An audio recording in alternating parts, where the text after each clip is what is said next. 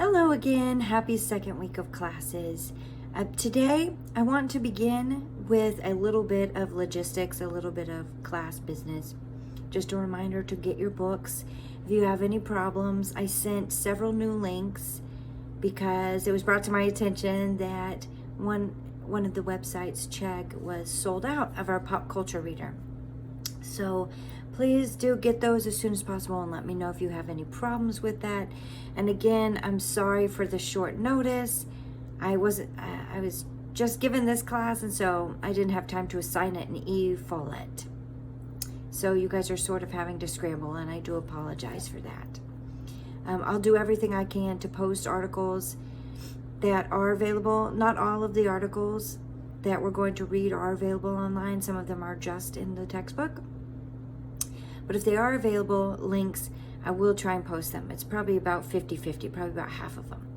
So I will try to get you access to some of the material that I can while you're still waiting for your textbooks to be shipped to you. In fact, I ordered the version because there's a newer version than I have of the From Critical Thinking to Argument. And so I just ordered that. And so I'm actually still waiting on that from Amazon. It's supposed to be coming today too. But I did receive the newer version of the Pop Culture Reader. I only had the first edition. So I had to go ahead and order myself the second edition. It will look like this. Oh, sorry. Yes, second edition. So it will look like this. I had the older edition of From Critical Thinking to Argument 2, so I just ordered that new too. So I'm sort of in the same boat as you all are, waiting for that, for my other textbook, From Critical Thinking to Argument, but I did receive this one Friday. So let me know if you have any problems with that. Your pop culture reader will look like this, okay? Jeff Osborne. All right. Second order of business, the Blackboard forums, the discussion forum. I will give you until Friday to complete until this Friday to complete the form from last week. Some of you requested some extra time, and I have no problem with that.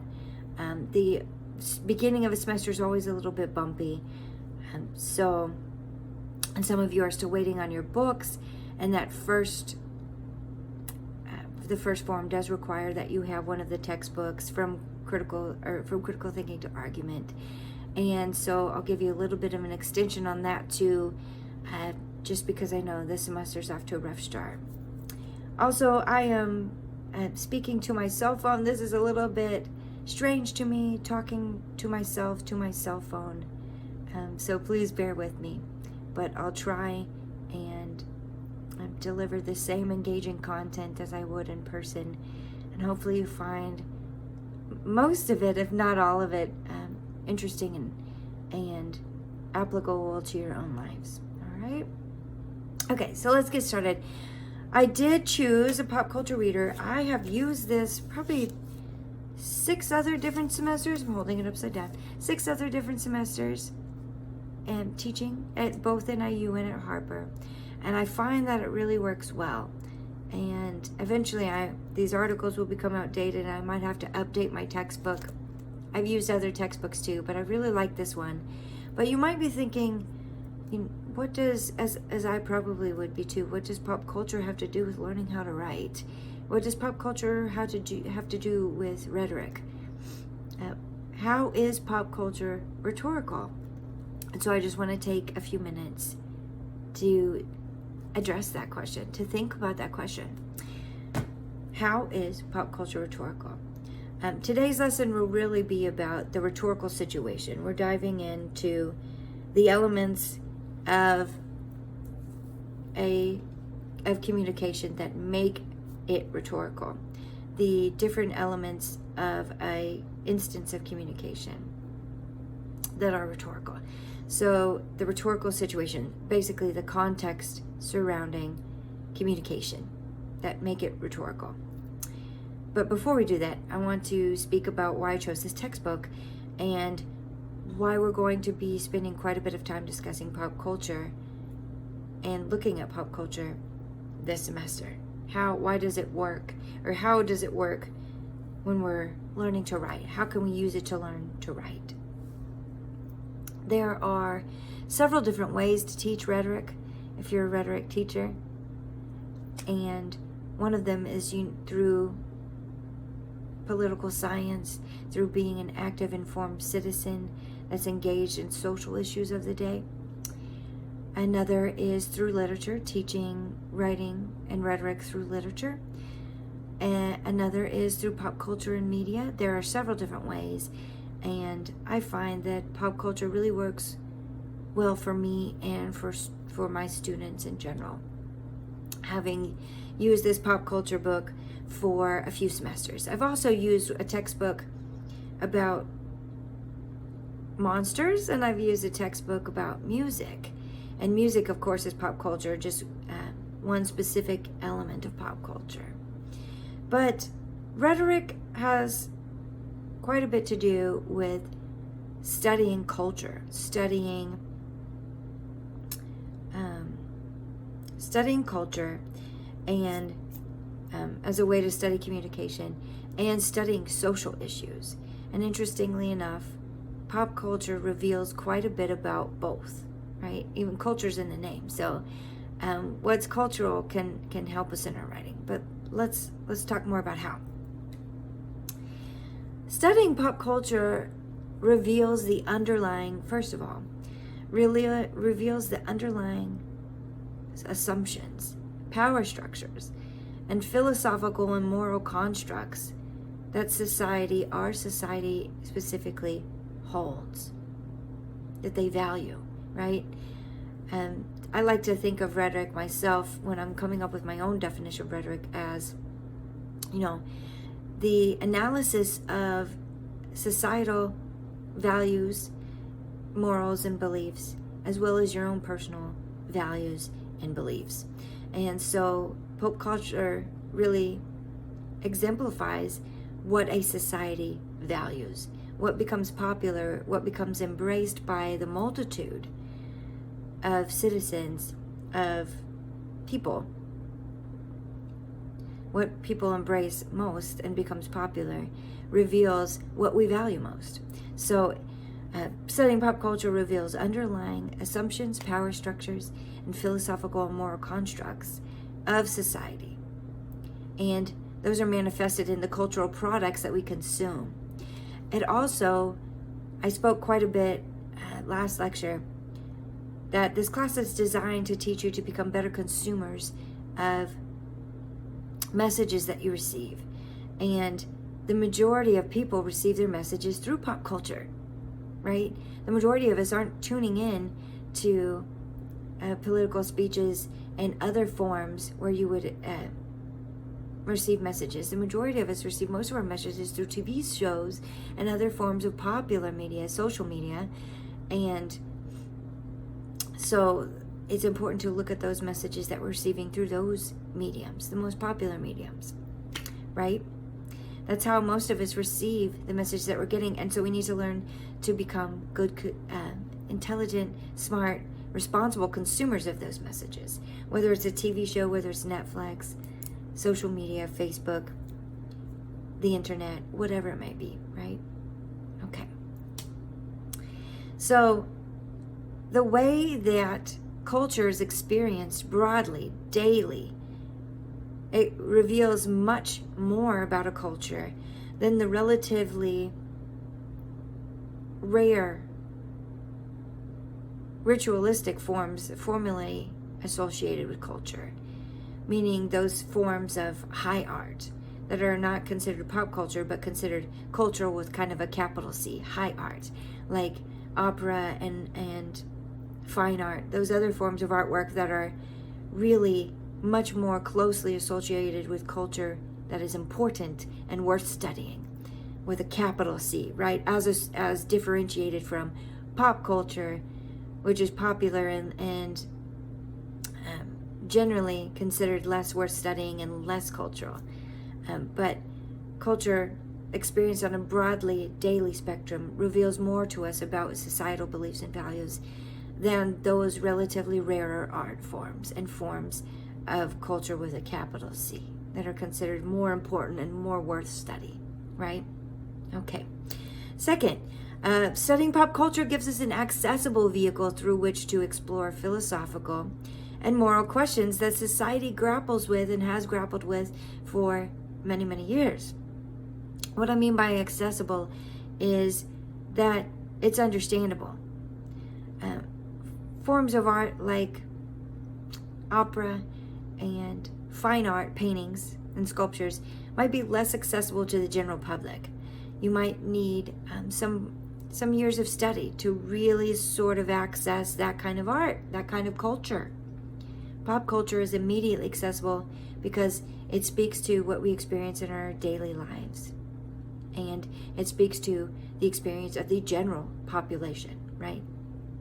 So, in that way, it's more accessible to college students like yourself. Okay. As well, it also clues us into some answers regarding the functioning of society on a smaller scale and our habits of consumption. It really demonstrates to us, illustrates to us consumer habits of consumption on a broad general scale in terms of the general population. Okay? So all of these things like TV shows, clothing that becomes popular, music that becomes popular, all of these items associated with pop culture are rhetorical. They convey a message and they communicate something important about our society.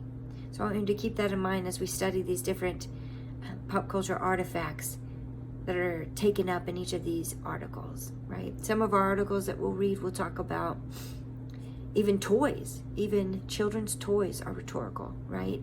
The way that they're gendered, the way that girls play with dolls and boys play with trucks is rhetorical in how it reflects gender norms that society values and illustrates how society upholds those gender norms.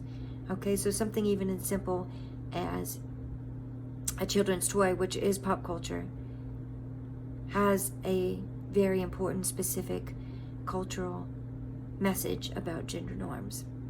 All right. Clothing communicates something specific about who you are as a person too, the clothes that you choose to wear. A business suit compared to a plain white t-shirt. And TV shows, all of these different sorts of types of pop culture, different mediums of pop culture, all convey specific values and societal beliefs in a rhetorical way. All right? So keep that in mind as we read these pop culture articles throughout the rest of the semester. And I hope that you do find them accessible and you do start to think about the TV shows that you watch, the magazines that you look at, the websites that you look at, and using Facebook differently. I hope you begin to think about all those things differently and yourself as a reader and writer differently as well. Alright? So let's move on now to look at the rhetorical situation. Now, what do I mean when I'm talking about the rhetorical situation? The rhetorical situation is made up of several different elements. Excuse my dogs for a second. They'll probably do that every time. Barking at my neighbors coming home. What is a rhetorical situation? So, any kind of communication, whether it's a television show or a letter or an attorney's closing statement, all of these are different rhetorical situations, right, with different contexts. However, all of these rhetorical situations have a few things in common. And those are the elements that make up the rhetorical situation. One is the text. So that is the actual communication, whether it's written or spoken. The actual communication, the text, the words, or the message being communicated could be communicated non-verbally, right? But the actual text, the actual communication, whether written or spoken or visual, right? The second is the author, and that is the person who has created this specific communication. The third is the audience. They receive the communication. They receive the message. The fourth is the purpose. which is the various different reasons that the author has for communicating their message. What is the author's purpose? Why did they decide to communicate this message? And the fourth is the setting. The setting is, of course, the time and place and environment that surrounds a particular communication. The environment could be you sitting on your couch watching a Netflix TV show, or it could be the most typical form of rhetoric in which is commonly conceived, which is a political speech, and you've got an audience listening to that political speech.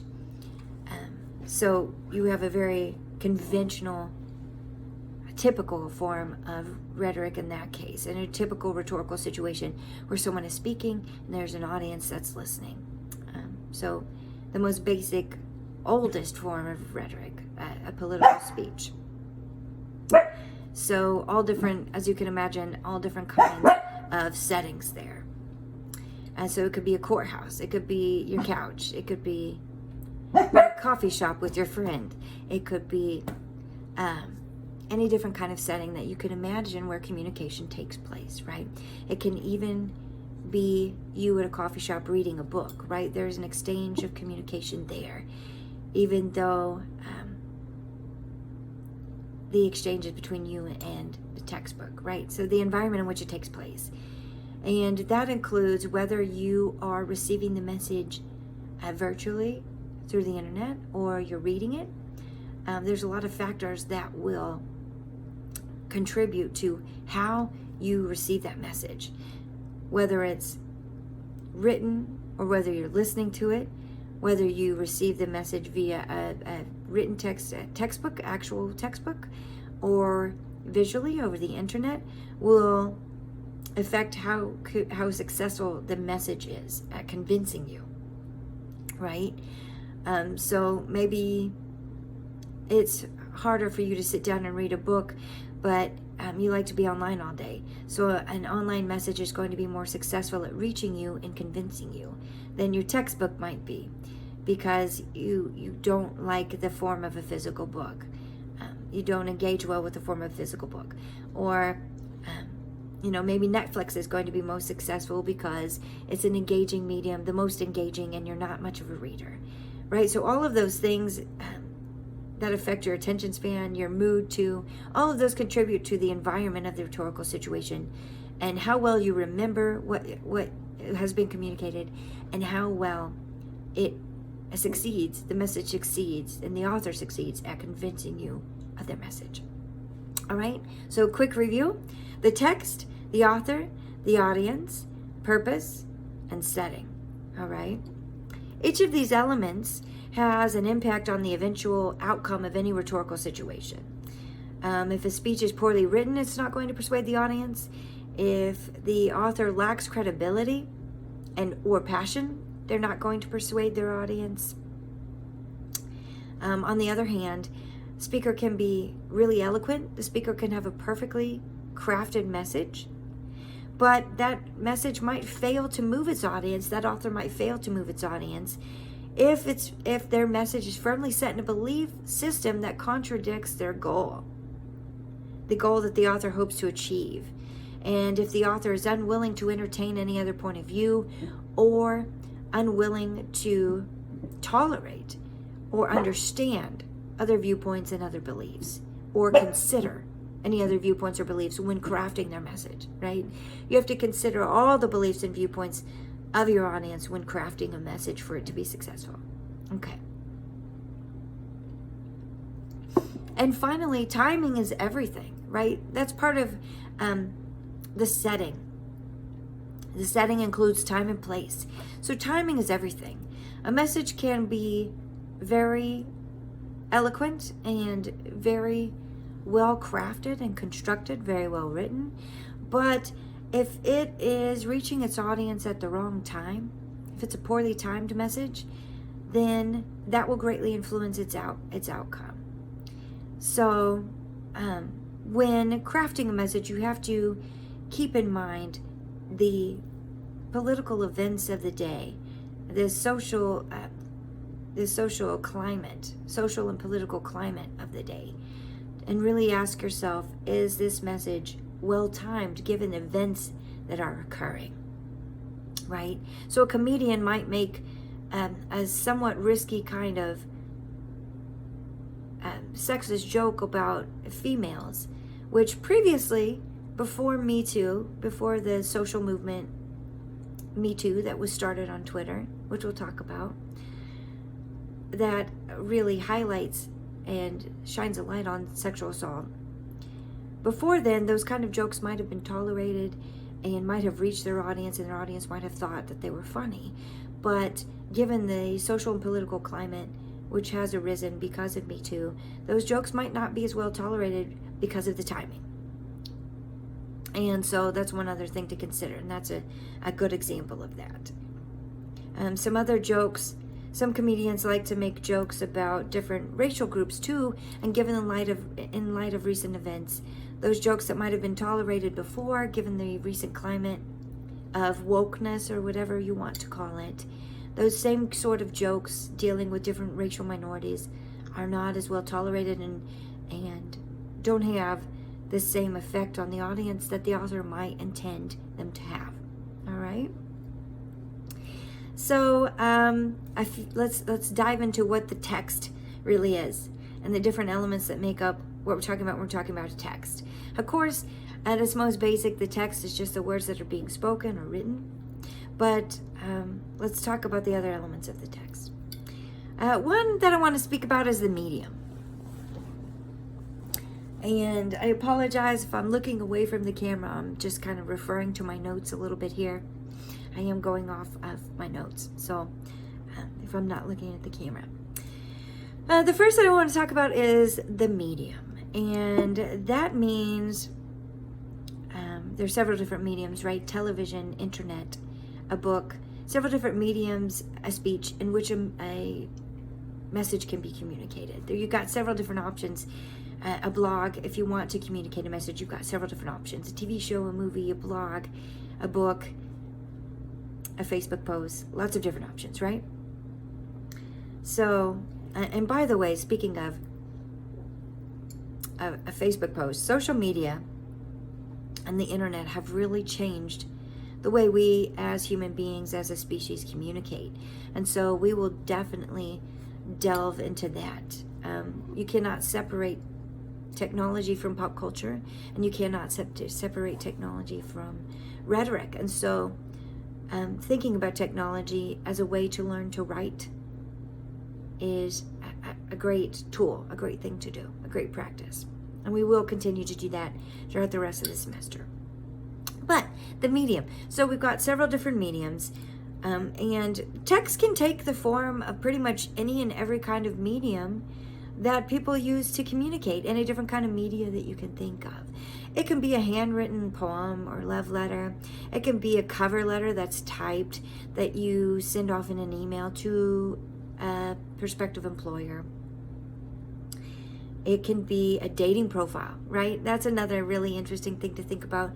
I believe maybe not this semester, I know that in previous semesters, I have assigned an article about online dating and how it's changed communication and how online dating and online dating profiles are rhetorical, right? Just like social media, all social media profiles are rhetorical, but dating profiles specifically in a kind of different way, right?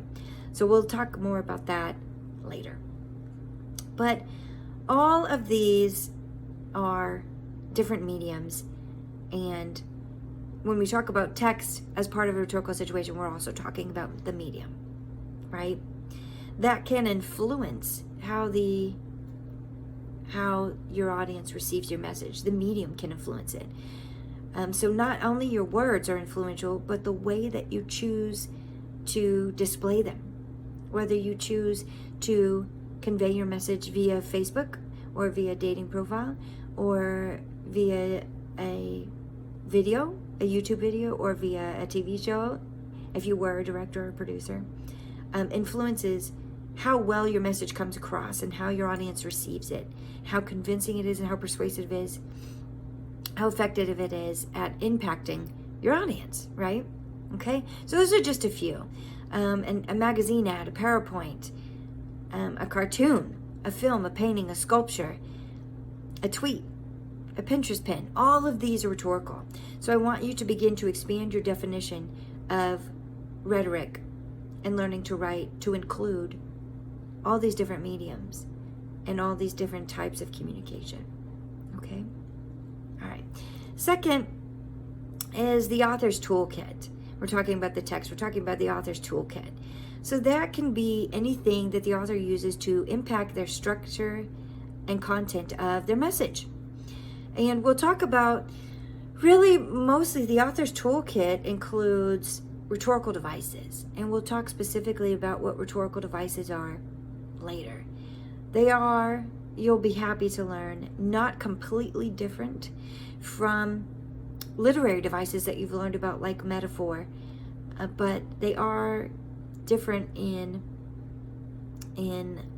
some ways. But they are some of the literary devices that you've learned already are also rhetorical devices. So not all the rhetorical devices we'll speak about will be completely foreign to you, completely new to you, and you'll be happy to learn that.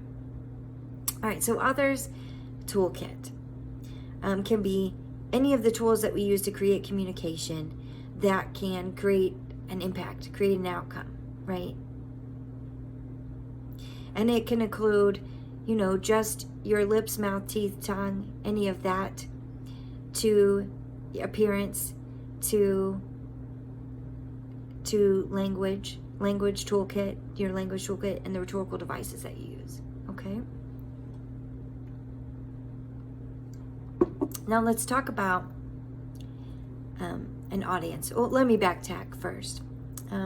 The author's toolkit,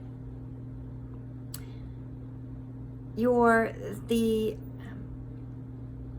tools that you use to communicate are what make you effective as a writer.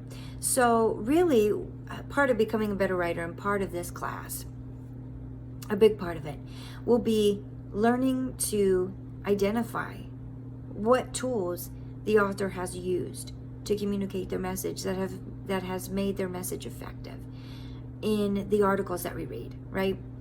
So we're not just looking for the idea, what the author's trying to say. We're not just looking for the main idea of the article, right? We're looking for the tools that the author used to communicate their message. Here, the author used metaphor, and the author hoped that this metaphor would have this effect on their audience, would make their audience sad. Did it work the way the author wanted it to? Was that successful in communicating their point? Just as an example. So I want you to be able to recognize rhetorical devices that authors that will read in our textbook through this semester use effectively, so that you'll be able to use those same rhetorical devices yourself, right? We want to be able to pinpoint the tools that the author has used so that you can use those same tools yourself. Okay. So we'll spend quite a bit looking at how the author communicated their message, what tools they used to be successful at communicating their message, right? Okay. And to do that for the next message, we'll talk about the tools that you as a writer have, that all writers have and use, including rhetorical devices specifically. Okay, audience. So just as an author requires tools to create, an audience has to have the capability to receive and understand the message. The capability may have to do with their level of understanding, their level of knowledge, and it also might simply have to do with their access to technology.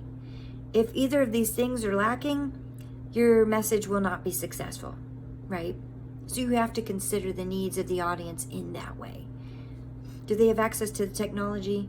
Do they have access to the knowledge to be able to understand the message you're communicating? Okay, so understand the information that a text communicates, whether it's reading, viewing, hearing, or other forms of sensory input. They have to have the capacity to be able to understand your message. So when we talk about rhetoric, disability plays a huge role. And so does class. Some people do not have the financial means to have access to the same technology or the same education. And some other persons with disabilities will not be able to understand the message because they are not capable, due to their disability, of viewing or hearing the message, right? So rhetoric also has quite a bit to do with disability and class, access to information, and there can be a lot of different factors that impede access, all right? So when considering the audience, you have to consider those factors as well. Okay. So again, these tools can range from something as simple as eyes and ears to hear to something as complex and sophisticated as, an electron microscope if it's a message that has really dense scientific material included in it, right? With very specific knowledge that the average person might not have access to. In addition to those physical tools, the audience often requires conceptual and intellectual tools to understand the meaning of a text. So, the audience's level of education, their educational background affects how they receive a message and how successful your message will be, or any message will be, at reaching its audience and impacting its audience. All right? A little bit more about the author. The author is, of course, the person who creates a text to communicate. And they can be novelists, poets, copywriters, speechwriters, singwriters, songwriters, politicians, graffiti artists. All of them are authors. Directors are authors. Producers are authors. All of them are authors in these rhetorical situations. Now, what's important to realize about every single author of any message that you read, right? Every message you read will have an author. What's important to realize about the author is that they have, just like you, their own specific factors that affect their message, that influence their views, values, and beliefs, and affect the way they communicate the message that they want to communicate, and even affect their choice of message.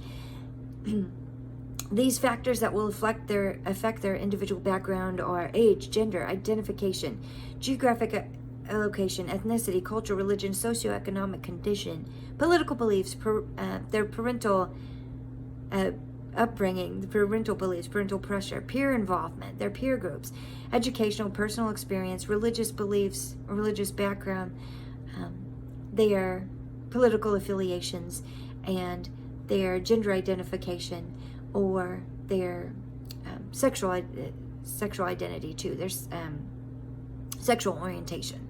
All of those things will influence their values and beliefs and their choice of material, choice of message, all right? The audience has all of those same factors as well. The same factors that influence the author also influence the audience, whether the audience is a single person or a group of thousands of people in a stadium, right? So, the audience's personal experiences affect how they receive communication, especially with regard to the assumptions that they make about the author. The audience is going to assess the author and decide whether or not they want to listen to them, whether or not the author is credible. And their background will influence that decision, will influence their assumptions about the author, right? Okay, purposes. You have a purpose for reading or listening to any form of communication, and the author has a purpose for creating that form of communication.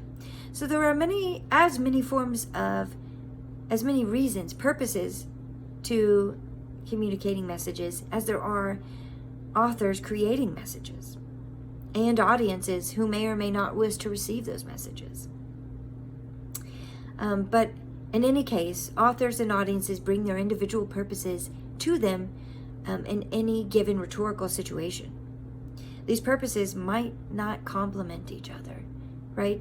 You can have an audience that is hostile to your message.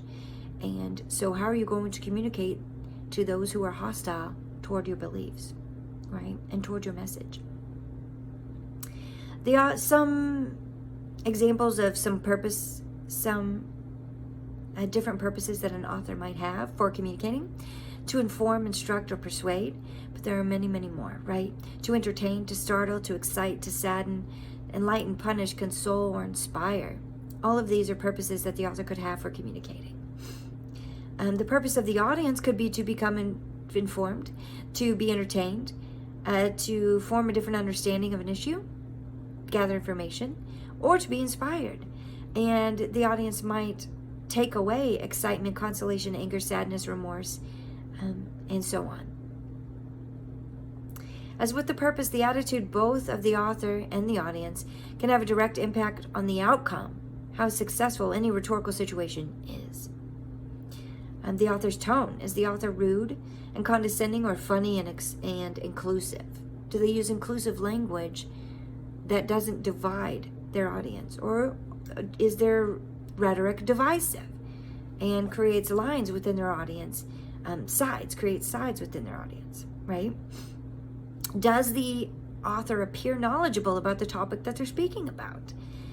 Or are they really out of their own depth? Is this over their head? Factors such as these ultimately govern whether or not the audience understands, accepts, or appreciates the author's text. And those are all goals that the author has. They want to be appreciated, understood, and accepted. Okay? Audiences bring their own attitudes into the communication experience as well. If the communication is undecipherable or boring, some of you might think that books are boring, so a show is going to be a much more effective form of communication for you, a TV show or program.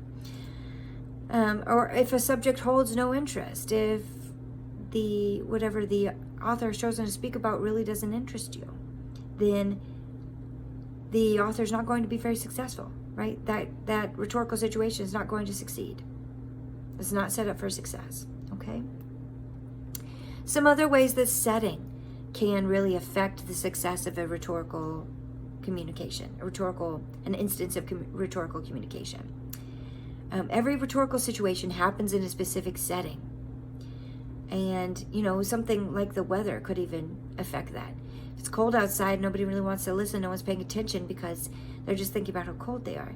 Something as simple as that. So you have to keep in mind all of these different factors. But there's other factors that are more complicated, so let's speak about those. Every rhetorical situation happens in a specific setting within a specific context, and all are constrained by time and environment. I want you to think of a rhetorical situation having constraints. And by that, I mean that a rhetorical situation can't reach all audiences at all times, right? A rhetorical situation is constrained to a time and place. And technology has made that not as much the case anymore. But there are limits to technology. So every rhetorical situation has constraints and limits that the author brings with them, that the setting brings with them, and that the audience brings with them on how successful the rhetorical situation will be. Okay? Time is a specific moment in history that forms the zeitgeist, the climate of that era, right? And language is directly affected by both historical influence and assumptions brought to bear by the current culture in which it exists. So, as we are influencing language and creating language, language is influencing and creating us too, right? Place. Let's talk about place as part of the setting. The specific place that an author engages his or her audience in also affects the manner in which a text is both created and received. The I Have a Dream speech by Dr. Martin Luther King on August 28, 1963, took place in front of the Lincoln Memorial. And so that's very inspirational. You're staring at this statue of Lincoln, who most consider a really great man and most believe freed the slaves, enacted the Emancipation Proclamation, which freed the slaves. And so staring at a statue of him exactly 100 years later, after Lincoln did this and after the Civil War ended, is to most people pretty inspirational. That's pretty effective. So in that way, more than almost any other instance I can kind of think of, place had a big effect on how successful Dr. Martin Luther King's message was on his audience, and how moving it was to his audience, and how much his audience believed in him, right? The setting had a big impact upon that. So in that way, that's a really good example of how setting can really affect the success of a rhetorical situation and any kind of communication, right? So if Dr. Martin Luther King had delivered the same speech on a balcony or just by radio, on a balcony after the sun had already gone down, the mood would have been different, and the statue wouldn't have been in the background. It wouldn't have been such a monumental moment. Monumental being that there's literally a monument in the background, right? You can change one instance, one element of the rhetorical situation surrounding Martin Luther King's speech, and he would not have been as successful. Things would have been different. The message would have been received differently, right? Okay, so it's important to think about the backdrop to your communication. Even if it's a website, how does this website look, right? Does it serve my purpose? Okay.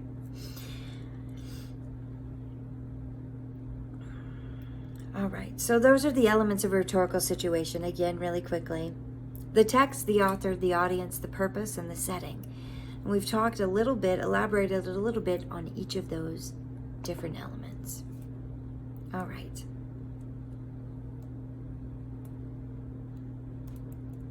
Now I want to think about one other element. I want to talk about and introduce to you one other element that's really crucial to the success of a rhetorical situation. The rhetorical situation includes what is called exigence.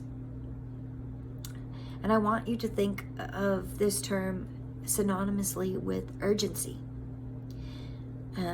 Why is the author compelled to speak? Why is the author compelled to speak? There's an exigence or occasion for writing. There has to be an occasion that prompts the author to create this communication, that makes them feel compelled to speak about a certain issue, right? And that's exigence. It is a sense of urgency that, and also a sense of promise that if the author does speak out, their message will have a positive effect and create positive change. All right? A sense of urgency and a sense of promise. So it's important to identify what that sense of urgency and sense of promise is. All right?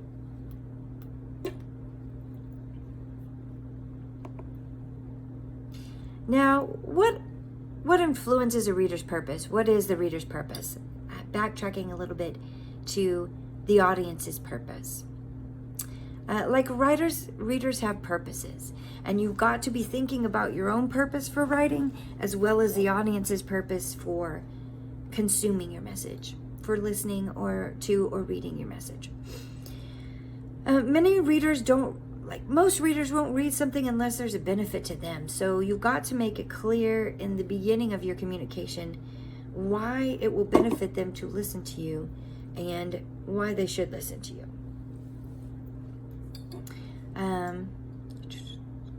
It will help to create a more effective document. What are the author's needs and what are their interests? Or what are the audience's needs and interests and their level of education and what are their hopes and values and beliefs, right? So what influences a reader? It's a lot of those different elements that we talked about earlier. Sexual orientation, religious belief, their geographic location, their political affiliation, gender, age, all of those things will affect what influences their beliefs and values, okay? What influences them. And all of those things make up their needs, contribute to their needs, what they perceive as their needs.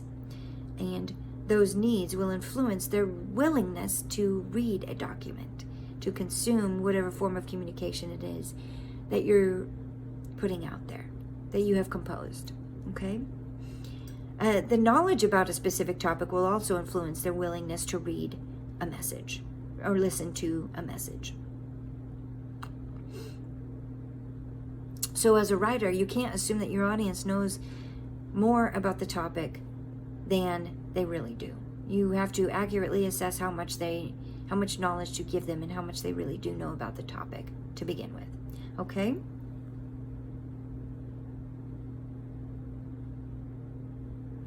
So there are several contexts to a rhetorical situation.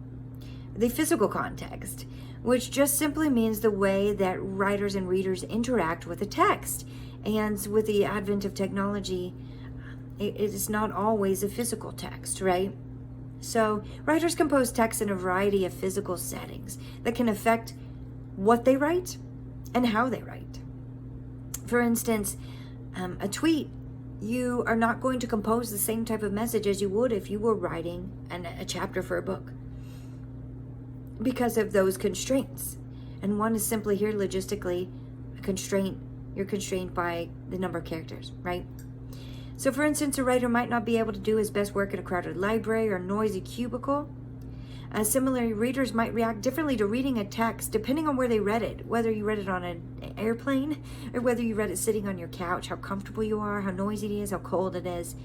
All of these things affect how successful the author is at communicating their message on their audience.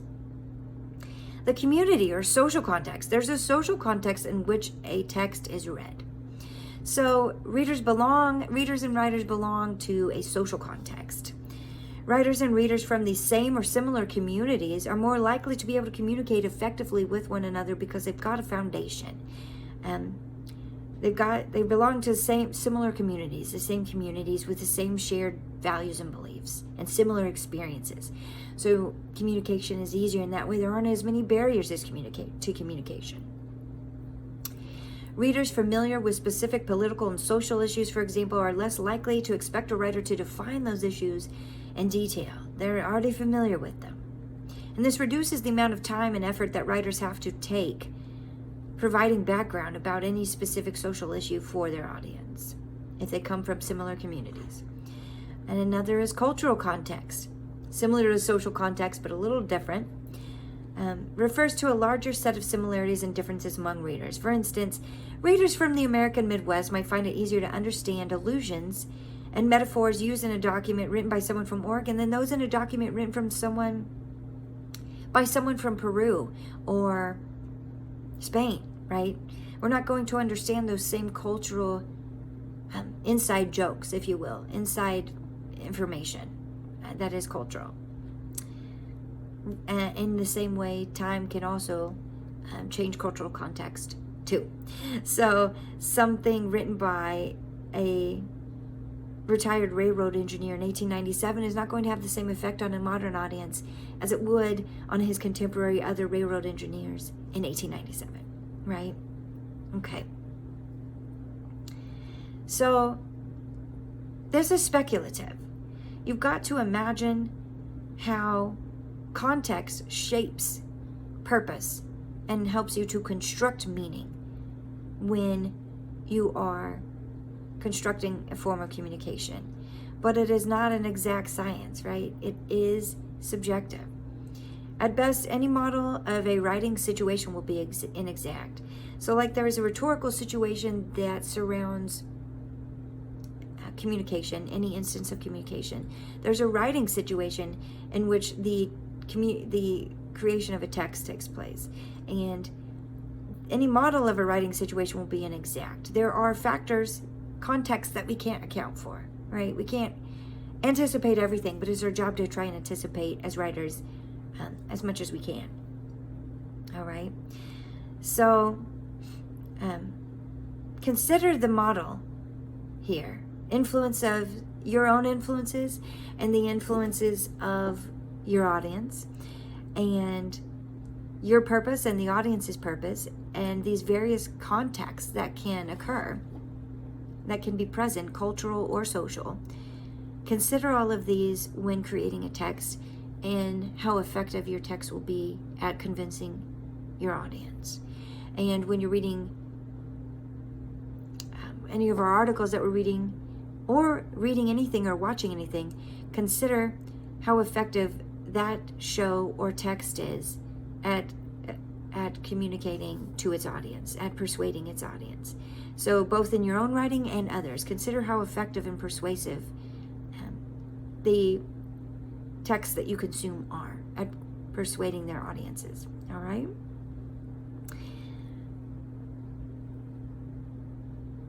Some questions to ask yourself to help yourself determine what the rhetorical situation is. It can be difficult to determine all these elements of the rhetorical situation. Before you start to write, you have to assess each of these elements of the rhetorical situation, and it can be hard to determine all of them because it's not an exact science. So some questions to ask yourself when trying to determine what the rhetorical situation is. The nature and character of the people you are writing for. What is their class, education level, race, gender, socioeconomic status, sexual orientation, religious beliefs, political affiliation? What is the character and nature of the audience you're writing for? The demand or exigence impelling you to join the conversation. How important is this conversation to the social and political climate today? Meaning, what's at stake if you don't put your message out there? What could happen if your message is not believed or not received well or not composed at all? What could happen? What's at stake? All right? Okay. Your overall goal or objective. And anything that someone else might have said about your subject matter. The conversation that's already occurring regarding whatever subject matter you're tackling, right? Others have already begun the discussion about whatever it is you're going to be talking about. And so you have to consider the previous conversation about whatever subject it is you're speaking about. And the overall state of society and anything that might specifically affect or speak to the issue at hand that you have taken up, right? These elements intermingle, they intertwine to determine what type of argument will be the most effective at this specific point in time on this specific audience. You always want to be thinking about how is this argument, specific argument, the most effective for this audience, for this message at this specific point in time. You always want to be asking yourself that question, okay? Now, some more questions, further questions to help you determine the rhetorical situation of any communication. What is at stake? What is my purpose, and what role do I play? Who am I writing or speaking to? With a blog and with the internet, your audience could be as general as, the entire world, honestly, anyone with internet access. And so it gets harder to narrow down who the intended audience is. But have an intended audience in mind. And when you're reading something, imagine who the intended audience is that the author has in mind. Are they speaking to an older generation? Are they speaking to teenagers? Are they speaking to women? Are they speaking to minorities? Right? And on and on and on. Okay?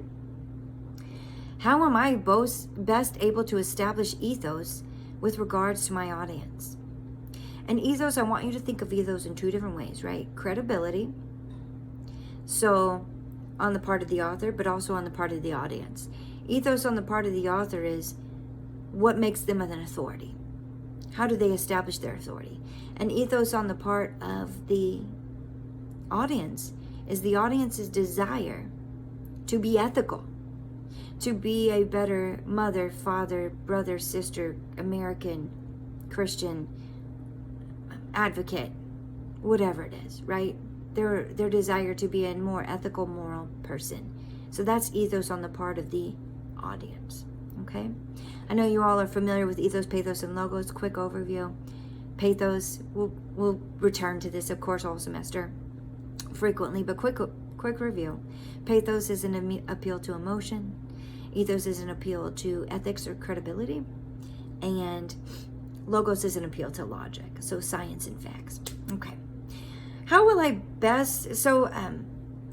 establish ethos? How will I find common ground with my audience, even if their beliefs are different than mine?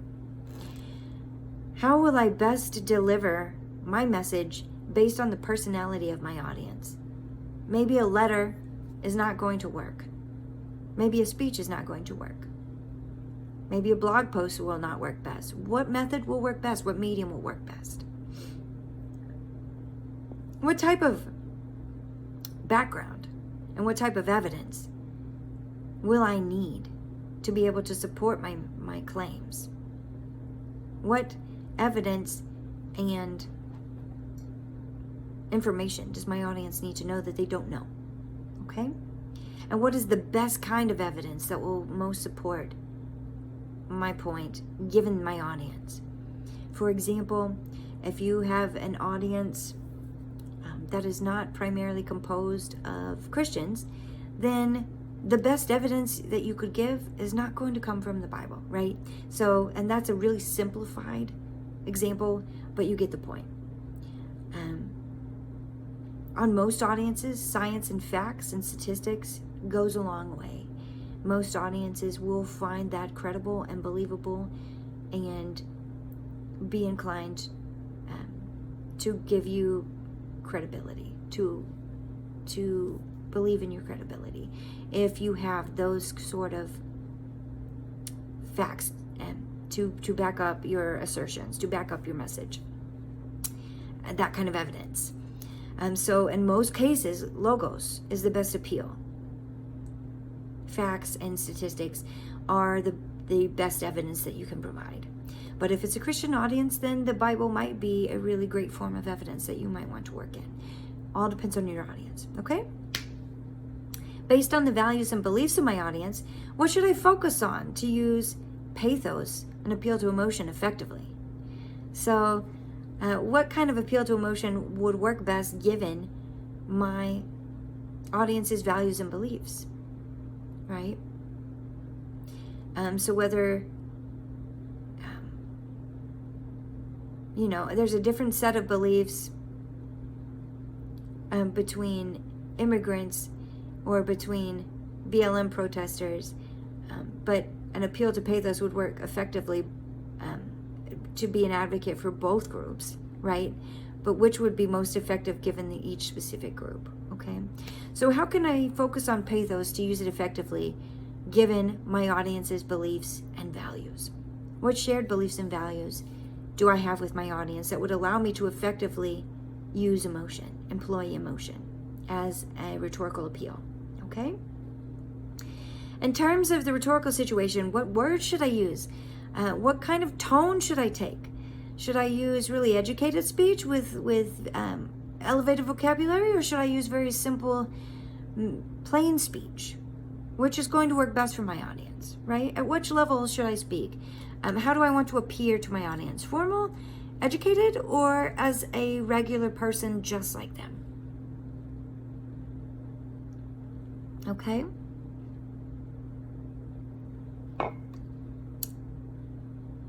So, backtrack a little bit. Definition of what rhetorical situation is. I talked about those elements, those 5 elements that make up the rhetorical situation, but essentially, most simply, it means the circumstances involving one or more people communicating with the intent of changing the perspective of another person, right? So I hope that's pretty clear. The purpose there of impacting the audience and persuading the audience is implied. That's one purpose that's sort of always implied in the rhetorical situation. Okay. So think about some different instances in real life, what the rhetorical situation really looks like in real life, all right? Think about that as this semester continues. For now, I want to talk about, in the 5 or so minutes that I'm going to continue to speak, I want to leave you with an example. We talked about the I Have a Dream speech earlier, but I want to really define the 5 elements of the rhetorical situation from that instance of communication, from the I Have a Dream speech, because it's such a great example, okay? And I'm borrowing this from Purdue Owl. So I've given you a link on Blackboard to Purdue Owl. And it is it's a resource for writing students, for rhetoric students and rhetoric instructors from Purdue University. And it is a great resource that has answers to almost any kind of writing question that you might have. Okay, so do refer to it often, and I will continue during the course of the semester to provide you links from Purdue OWL too. But this is a wonderful example provided by Purdue OWL where we're outlining the rhetorical situation of Martin Luther King's I Have a Dream speech. Okay, so we'll start with the text. The text is a 17-minute speech. It's for a speech, it's on the longer side. There's some speeches that last an hour, so it's about average length of a speech. The Gettysburg Address was only 2 minutes, right? So this is a little bit longer than that, but not so long that you're sitting there for an hour. All right. So think about that in terms of the audience expectations. Also, I haven't used that word yet before. Imagine what your audience expects of you. Imagine what your audience expects if they're reading a letter, and how those expectations differ to expectations they might have if they're watching a show. Okay, so the text, 17-minute speech written by Dr. King. It's a very basic medium. It was broadcast on radio and on television, so that's part of the medium. And Dr. King drew on years of training as a public speaker that he had as his role as a minister, right? So he had quite a bit of experience in rhetoric, delivering speeches. He also drew on his extensive education. We do know that Dr. King was a PhD in theology, right? He had his PhD in theology, so he had extensive education about many different subjects. His level of education was above the average United States citizen, right? And he was also drawing upon the exigence of the time, right? The time was such that political, social, racial tensions were at a boiling point.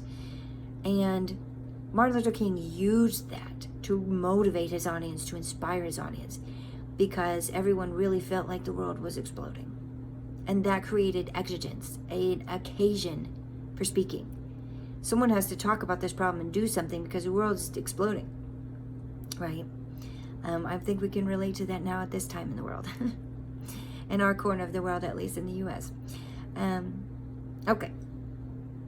The author himself, he was the foremost civil rights leader of the time, so he had a lot of following, a lot of momentum behind him already in that respect.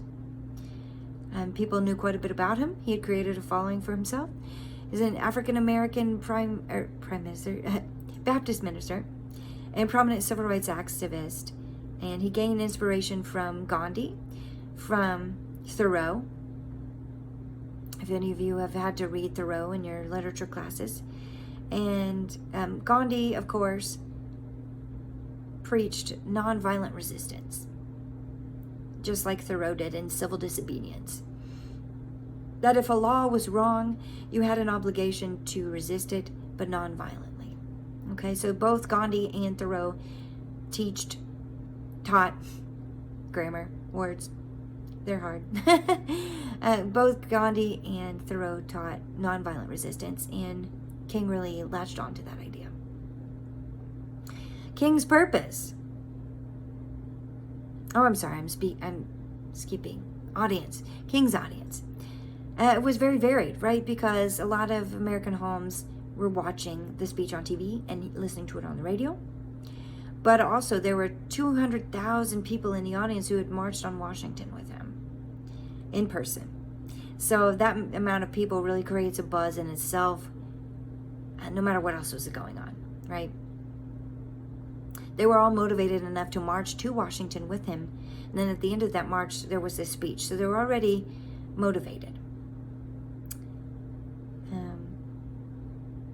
King also overtly appealed his speech.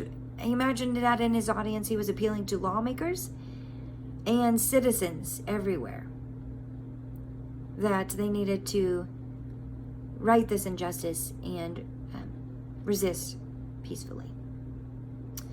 There were also millions who heard his speech over radio and television at the time.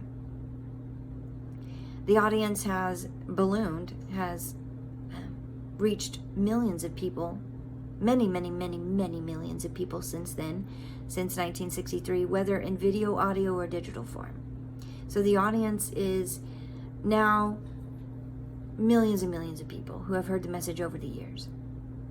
And I also want you to think about how that message, as it was delivered in 1963, is different now in 2020 and how it's the same in 2020. So think about that this week.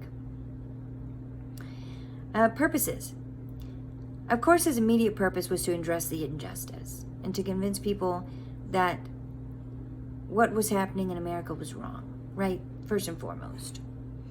Now, and convince people to embrace racial equality. However, Dr. Martin Luther King was speaking to 200,000 believers who marched with him, who already believed these things. They didn't need to be convinced, right? So his purpose was also to motivate the believers already to continue to act. If they were already acting, to continue to act. And if they had not acted, to begin to act. There were believers who had remained silent. There are believers who had not, physically taken action. And his purpose was to motivate those who were taking action to continue to take action. And whether it was marching, going to jail for their beliefs, whatever it might be, whatever form of action you could take, sit-ins, peacefully sitting in at a restaurant where they were not allowed to eat. Actions like this. So he's motivating them, one, to keep faith, to keep acting, and if you hadn't acted, to continue to act, but to keep trying to do more, right? And to keep the faith that there would be change. The audience's purpose is not as easily summarized. There are a million different reasons why some of those people might have been present there at the march. There are a million different reasons why people might have tuned in on the radio at home, right? So the audience's purpose is much more varied. King had several different purposes himself, but the audience's purpose is much more varied. They may have been opponents, right? They might have been listening so that they could find reasons to further oppose him, so that they could find fuel for their argument against him, right? So that's one reason. They might have been staunch opponents who were looking for fuel, for ways, seeking ways to further argue against him, again, and against racial equality. Okay, the setting we talked about a little bit. So on the steps of the Lincoln Memorial in Washington, D.C.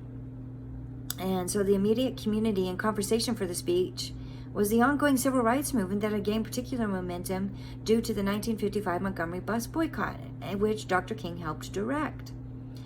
But the enduring nature of Dr. Speech has broadened the setting to include many countries, every country in the world, and many people, non-Americans, who have since read or listened to his speech in the many different multiple formats that is available. Certainly listening to his speech for the first time in America, people are experiencing a different mix of cultural attitudes toward race than were present in 1963. And it's a good measure of how far we've come and how far we still have left to go, right? So think about that this week. Okay. This example of the rhetorical situation, it is an example of a rhetorical situation that's much bigger than its initial text and audience. It has grown tremendously since 1963 to an immensely broad scope, right? Not many rhetorical situations are as far-reaching as Dr. King's, but that's what we hope, is that when we create a text, that it will continue to reach people over the ages in many different contexts and many different cultures, right? Such as King's speech has. All right. I'll be posting the discussion board, the discussion blog for today, or for this week, a little bit later today, probably within the next hour or two. So be looking for that, and have a great rest of the week.